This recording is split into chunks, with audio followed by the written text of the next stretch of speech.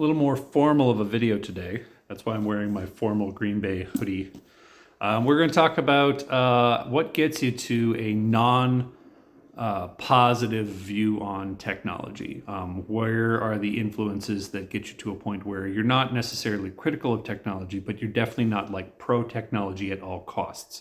That tends to be where the church lands because of a faulty theology of tech.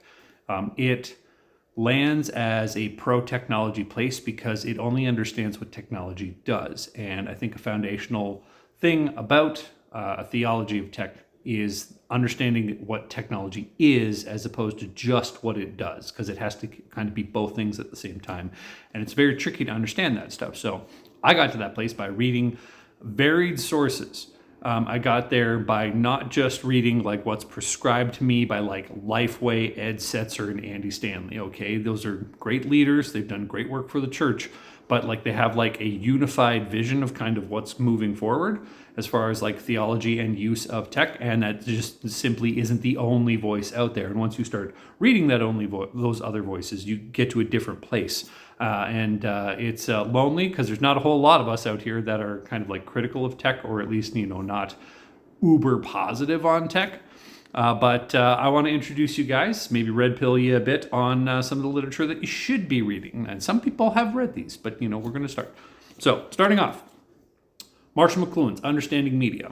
This has been around forever. This is a cornerstone book in thinking about technology, I would say properly, or at very least meaningfully.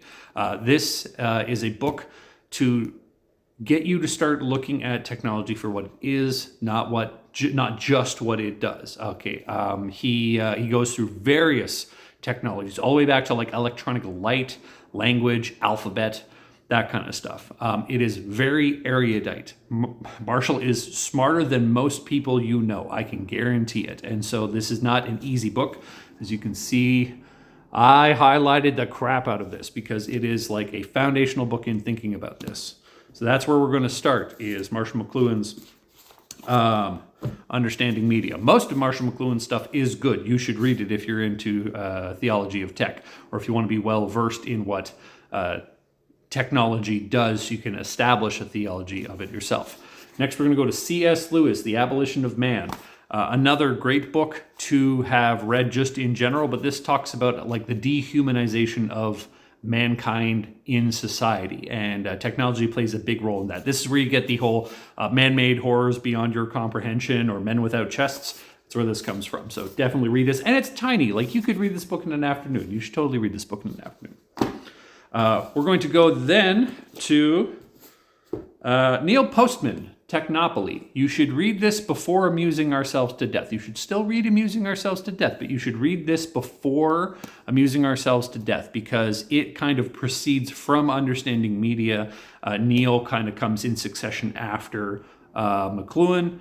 So you have to, it's good to read it this order. And he does a great job, more so on pointing out what technology is doing to society and doing to humanity, but through kind of the lens of what technology is. So it's very important. This is good stuff. And again, look how much I highlighted this. This is a great book. It's got lots of good insights. Finally, for a more modern book, The Four by Scott Galloway. Sorry, Scott. He's a really awesome guy. You should totally watch him stuff. Not a Christian, but very smart. Way smarter than most people who are talking about this stuff.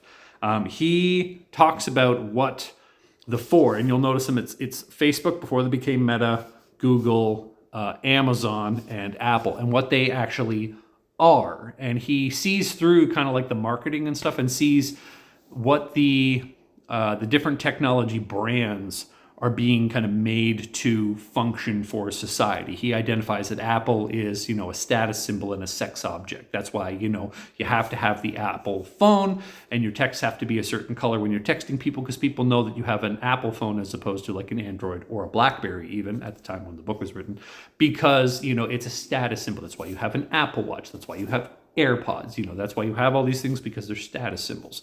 And he understands that it's not just technology. Same thing with like Facebook, how you kind of gossip, how you get all that information, all that kind of stuff. Google being the modern day god. A lot of people have pointed that out, that, you just go to Google as opposed to like trusting any of your own intuition, or really kind of struggling with certain things. Meaningful questions asked to Google happen all the time. The famous line from this book is that, one in, I think it's 4 or 7 questions asked to Google have never been asked before, let alone asked to Google, have never been asked by anyone to anyone. And yet they're asked to Google. And he points out, what priest, pastor, cleric, rabbi, life coach, who has that much credibility that you would ask that 1 in 4 or 7 questions that have never been asked before could be fielded to an individual like that? No, you have a, Google for that. And then Amazon just being, like our id on steroids, because we can get anything for there as long as there's, market value. So really insightful, really good book, more modern. We're running out of time here, so let's do this in a couple parts. So this is part 1. This is your summer reading. I know it looks kind of gross and still kind of white and ugly outside. It's all sunny. I don't know if you can see the snow that's still clinging on to anything out there. But we'll do this in a couple parts. This is part 1 for your summer reading. You can read this stuff in June.